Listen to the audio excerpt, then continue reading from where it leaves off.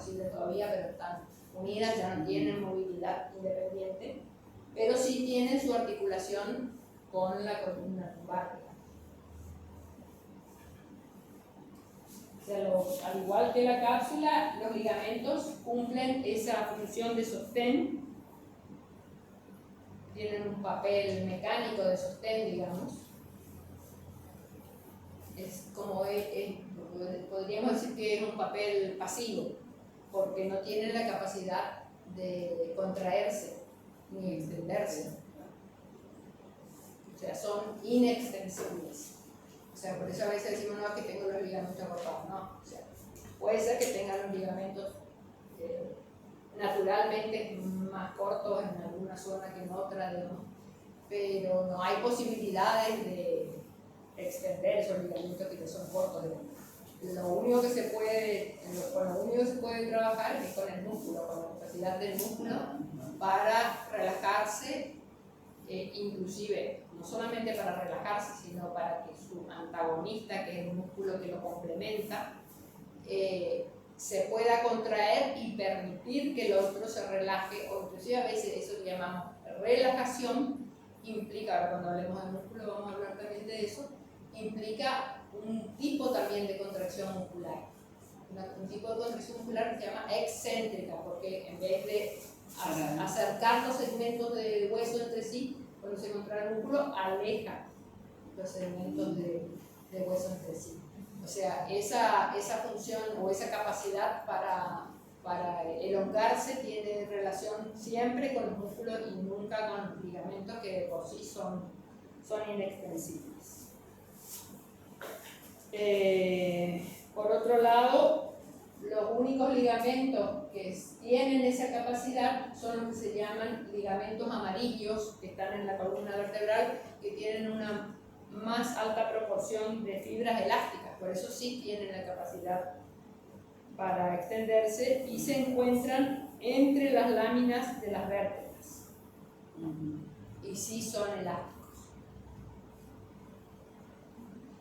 Entonces los ligamentos son puestos en tensión por determinadas posiciones de la articulación y relajados por otras. Por ejemplo, en la rodilla el ligamento lateral externo está tenso en extensión y relajado en flexión. Los ligamentos, aunque son inextensibles, sí son muy ricos en terminaciones nerviosas, sobre todo en receptores nerviosos sensitivos, que son los que detectan el movimiento, digamos, la velocidad, la posición de la articulación y por lo tanto se transmite la sensación del tirón o del dolor cuando se exagera en algún tipo de movimiento.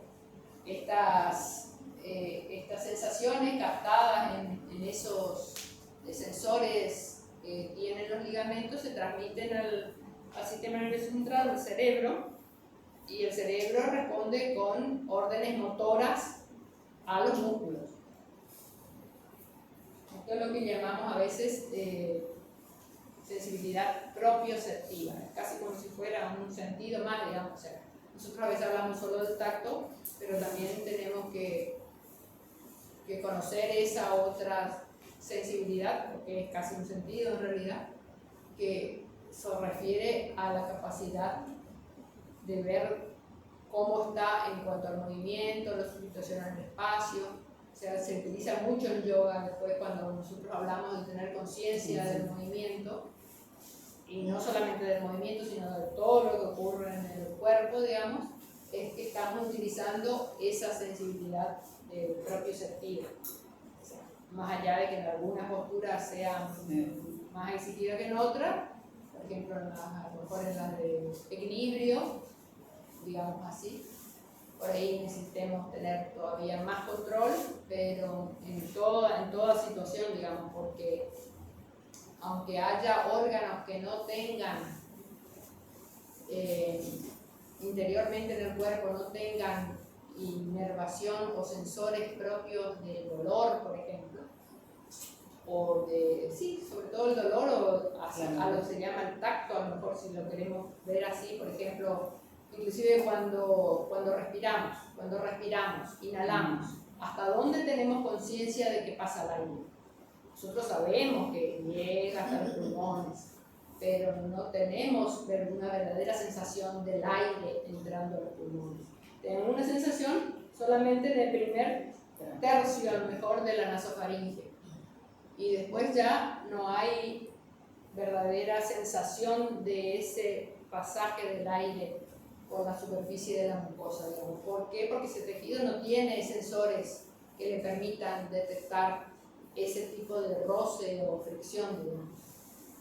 Entonces, muchas veces es por proximidad, digamos, que nos damos cuenta de la sensación. A lo mejor sí hay sensores para el dolor, porque a veces sentimos que nos duele la garganta, verdaderamente sí, sentimos que nos duele la garganta. Y a veces sentimos que nos raspa, pero no es por la sensación del aire, tiene que ver ya con otros procesos de inflamación, etcétera, etcétera. Pero bueno, el sistema propioceptivo es el que nos permite captar los movimientos, la posición del cuerpo, en general, digamos, en su proyección en el espacio.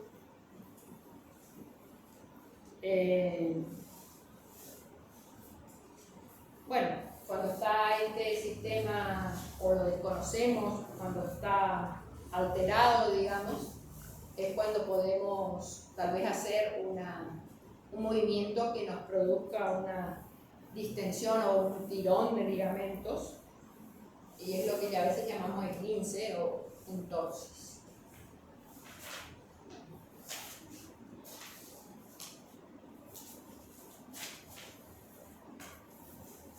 Vamos a hablar ahora de lo que son las acciones articulares. O sea, como las superficies articulares tienen un volumen, un contorno, el movimiento de ellas es siempre tridimensional, aunque esté más limitado en alguno de los planos del espacio, el movimiento siempre es tridimensional, y por eso, pero para la descripción de las acciones articulares, aunque el movimiento siempre sea tridimensional, utilizamos un lenguaje bidimensional para que sea más simple, digamos. Por ejemplo, porque cuando una articulación tenga capacidad de más de un tipo de movimiento, pero algunos se emplea con más asiduidad que otros, digamos. Entonces, para describir las acciones articulares es cuando tenemos que utilizar los planos del cuerpo para describir los movimientos. O sea, acá vuelve a hablar sobre los planos que ya habíamos definido hoy. Lo mismo se aplica para las articulaciones. En cuanto a lo que son, acá no vamos a hablar de todas, de esto después lo pueden leer porque tampoco hace falta que se aprendan de memoria, digamos. Solo las más importantes, como son flexión, extensión, flexión lateral y rotación en relación a la columna.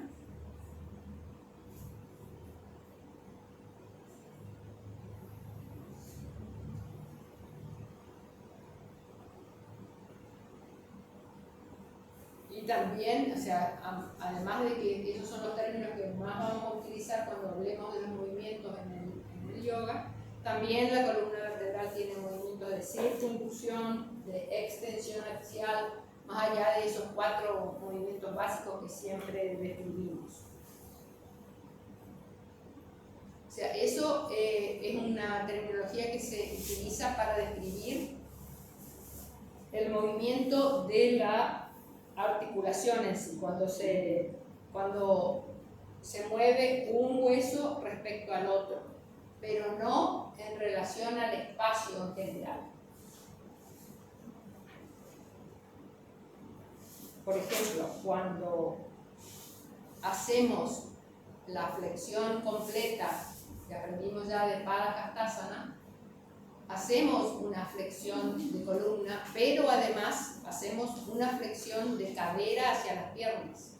O sea, es un movimiento articular compuesto por más de un lugar del cuerpo. O sea, no es una acción puramente vertebral o que corresponda al movimiento de flexión de las vértebras. Es un movimiento del cuerpo en el espacio, no es solamente de la columna. O sea, en Padahastasana están ambos tipos de ser. Podemos hacer una simple flexión de columna, donde llegaríamos probablemente hasta acá.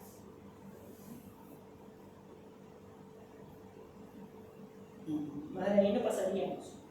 Sí.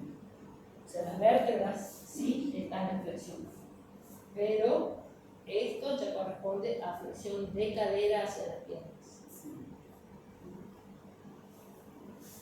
O sea, entonces a veces tenemos que distinguir si estamos hablando de movimientos de la articulación en sí o de movimientos del cuerpo en el espacio. Y eso generaría como una extensión en las piernas.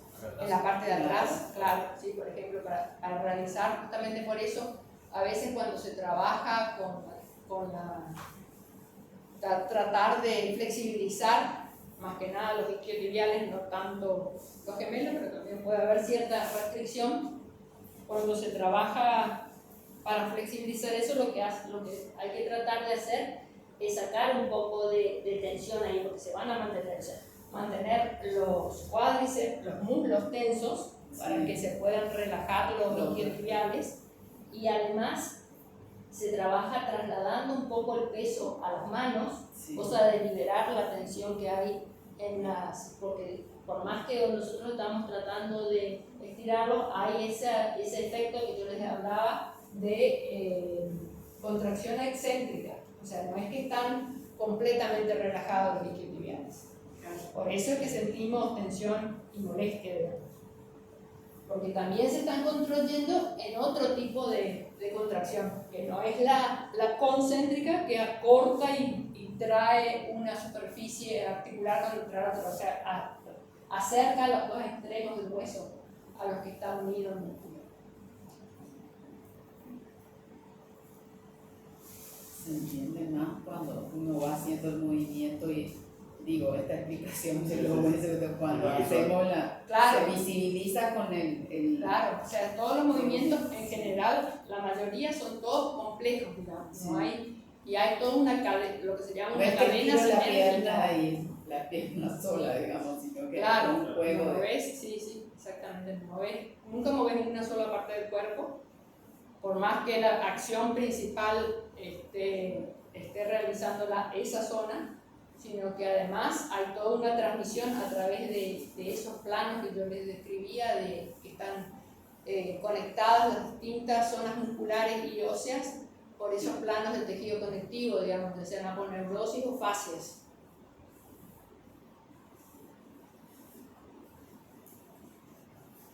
Entonces, en cuanto a lo que es el lenguaje del yoga, decimos flexión de tronco, que es una descripción no anatómica.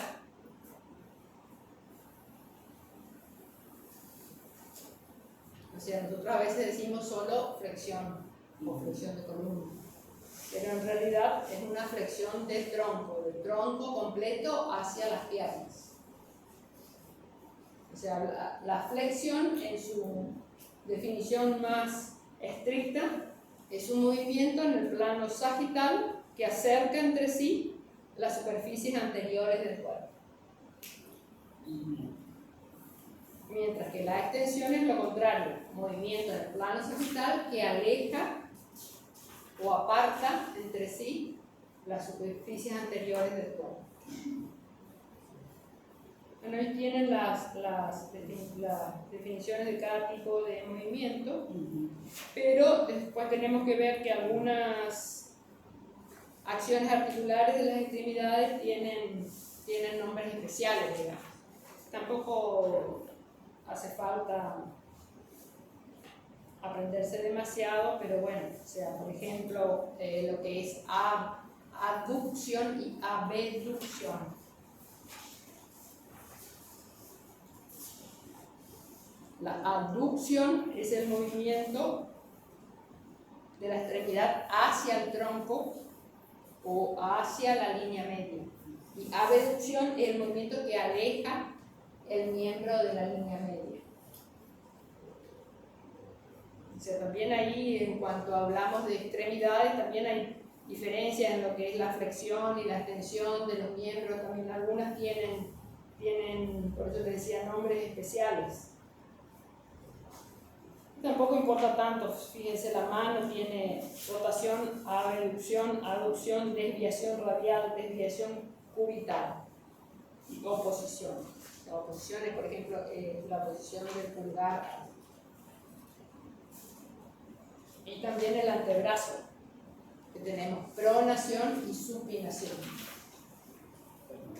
porque es la rotación del radio sobre el cúbito que se definía hoy. Esto sería supinación y esto sería pronación. Supinación, Sí. pronación. Palma hacia abajo a la pronación, palma hacia arriba a la supinación. Después tenemos en la clavícula también otros nombres propios, también en la articulación que es del hombro, también en el omóplato. Lo vamos en todo caso a ir tratando y describiendo a medida que describamos la anatomía del movimiento relacionada con las posturas del yoga, para que no sea tan denso y tan en el aire, digamos, que no hace falta, no tiene ningún sentido aprenderse de memoria el nombre que después no sabemos cómo aplicarlo. Así que en el momento en que estudiemos en particular una asana, vamos a tratar de analizar todas las acciones musculares y articulares que están implicadas en. Tampoco vamos a poder estudiar toda la postura, pero vamos a tomar 4 o 5, digamos, que describan la mayor amplitud posible de tipos de movimiento para tomarlos como base, y después ya uno lo va a poder ir analizando a medida que vaya internalizando ese tipo de análisis. Decíamos lo mismo, o sea, de que no hay nunca un movimiento de una sola articulación. En cada movimiento del cuerpo hay a veces entre 15 y 500 acciones articulares que se combinan para producir el movimiento.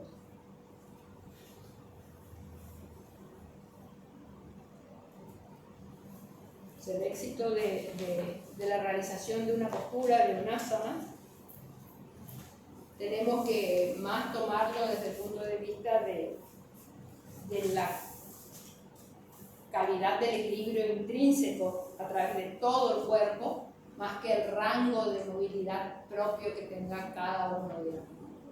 O sea, no centrarnos tanto en si somos tan flexibles en extensión o tan flexibles en flexión, como toda esa otra capacidad para trasladar la movilidad a todas las partes del cuerpo. No sé si quieren preguntarme algo. No quiero seguir estrictamente con cada una de las articulaciones, sino que vamos a la próxima clase de anatomía. Ya en todo caso vamos a hablar de músculo, de la estructura del músculo, y después ya vamos a empezar en todo caso a analizar un poco más, por lo menos en cada clase, una postura, y ir avanzando un poco en estudiar algunos de los otros sistemas que más nos interesan a nosotros desde el punto de vista de la práctica del yoga o de la anatomía del yoga. Por ejemplo, el aparato respiratorio y el cardiovascular también. No vamos tampoco a estudiarlo como un médico, digamos, pero tener cierto conocimiento que se aplica a la práctica del yoga.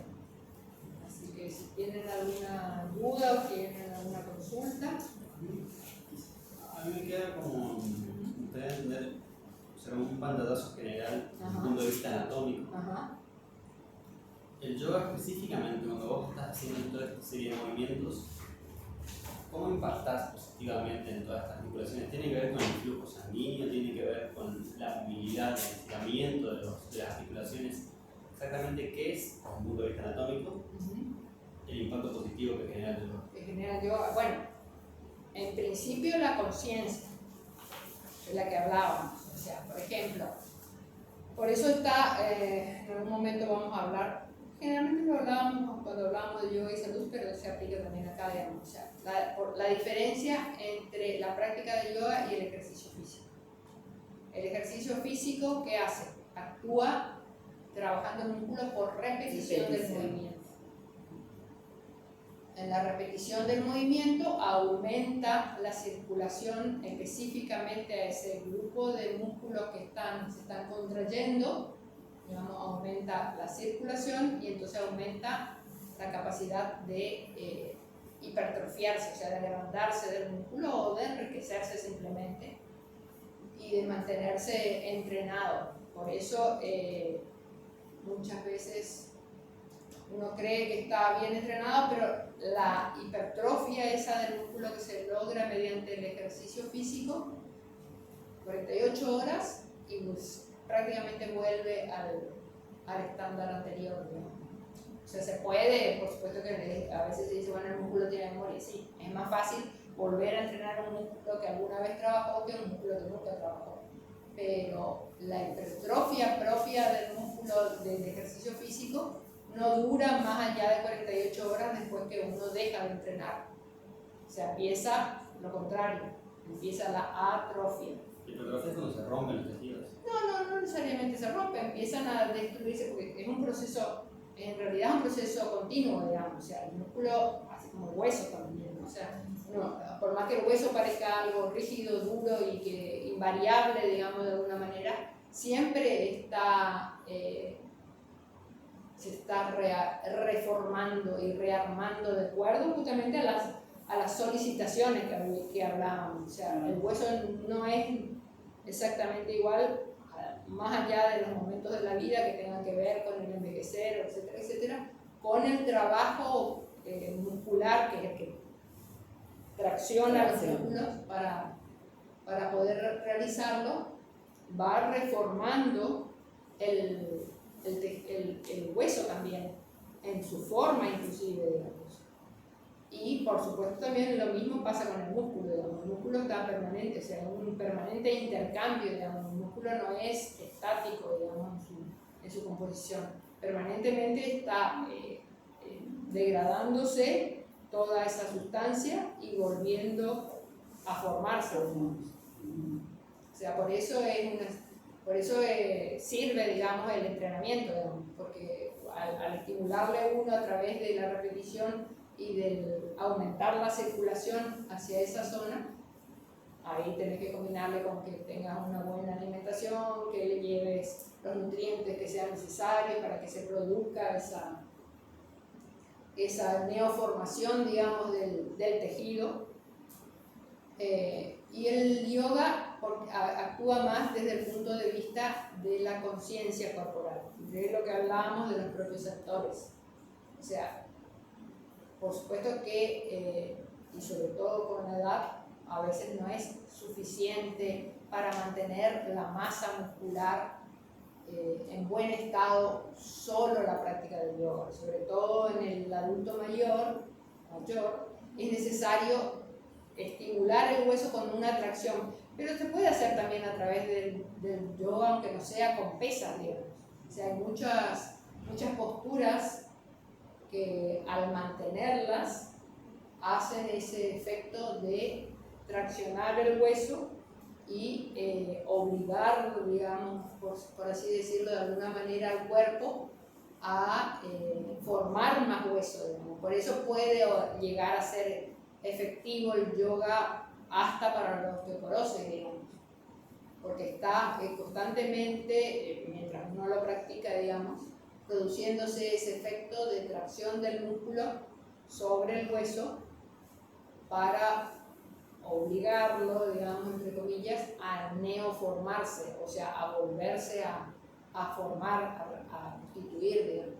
Porque también el hueso está en un permanente recambio, digamos, permanentemente se está degradando y volviendo a formar. O sea, existen hasta células específicas, digamos, que se dedican a degradar el hueso, o sea, lo que se llaman osteoclastos.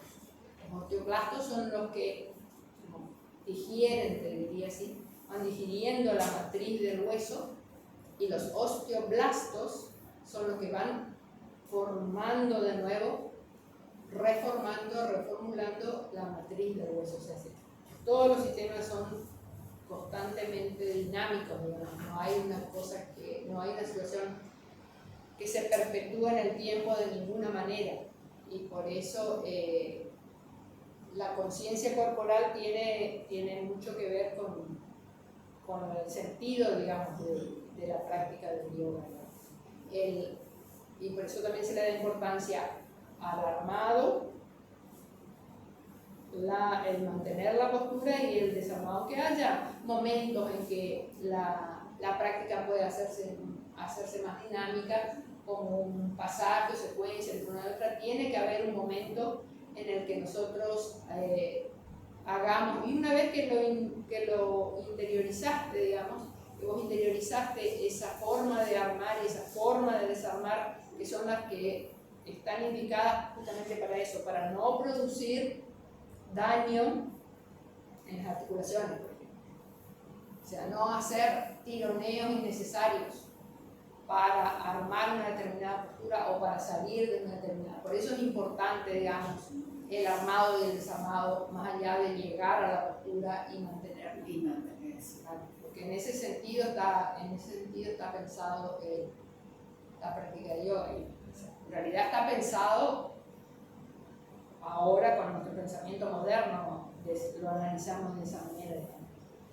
Pero en su origen, el sentido que tenía era poder mantener un cuerpo sano el suficiente tiempo en la vida como para poder llegar a esa etapa en que el ser, hombre o mujer sea, pueda dedicarse al desarrollo espiritual, digamos.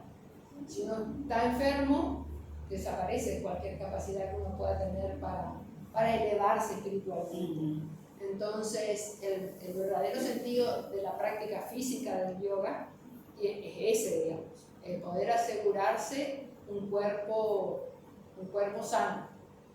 Inclusive después hay un texto que ya lo van a analizar, que se llama Vedanta Sanhita, que habla de eso, que el cuerpo es como una vasija de barro crudo. Primero, si fuera de barro crudo, el agua, ni bien introduzcas el agua en una vasija de barro crudo, se disolvería.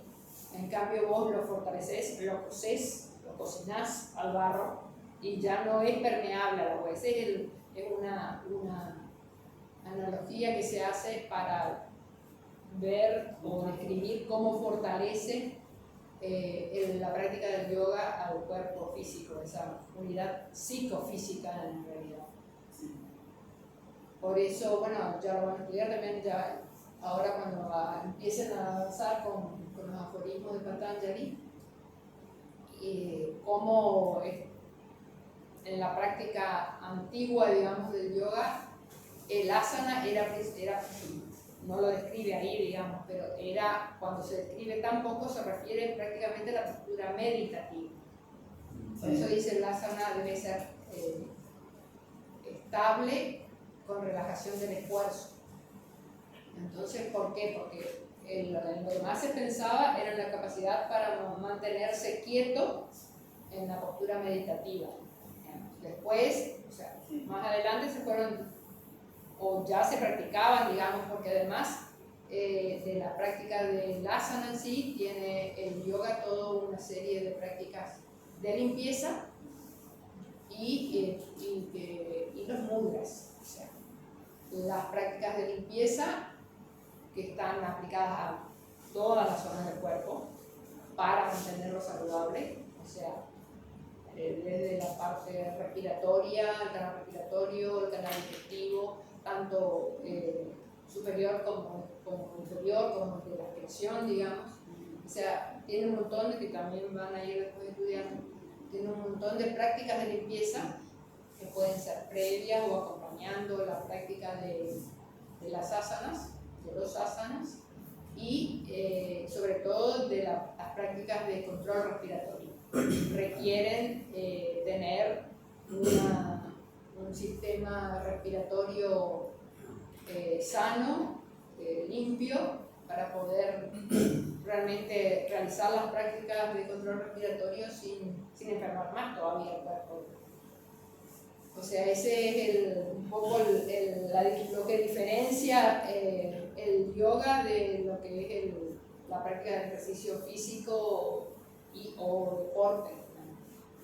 Y por más que actualmente haya una rama del yoga que a veces se dedica a la competencia o al yoga deportivo, que no está mal tampoco, porque en realidad es llamarle yoga a movimientos que no necesariamente son del yoga, porque también hay posturas del yoga que son de otras disciplinas, digamos, o que se aplican a otras disciplinas.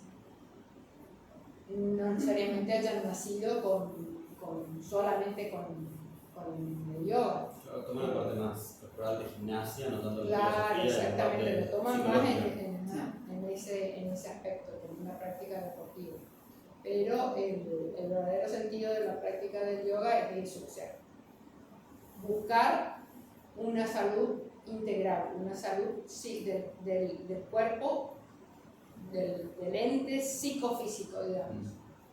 No solamente del cuerpo, sino también en el aspecto mental. Y por supuesto, bueno, podemos estudiar la parte de lo que es la fisiología sutil, la constitución del cuerpo sutil. ¿Alguna otra pregunta? No sé cómo estamos de hora. Pero esto de la práctica del yoga es como que uno va entendiendo más el cuerpo, ¿no? Los movimientos y esto de que nosotros somos mente, cuerpo y espíritu. Los movimientos y sus repercusiones. Exacto, Sí. porque además no es una competencia con ella o con él, sino es por ahí una competencia con uno mismo. Por eso es que no hay espejos. En Exacto. la práctica de yoga en general se trata de no haber Y espejos. aceptarnos esto de que hay días que uno puede equilibrarse y Claro. otros días Porque que nada. no tenés que tratar de perfeccionar la postura mirándote a ver cómo te Exacto. sale, sino Como si interiorizándola, cómo la sentís. Sí. Pero sí se sienten, por ejemplo, los beneficios que con el tiempo que uno, aunque 3 veces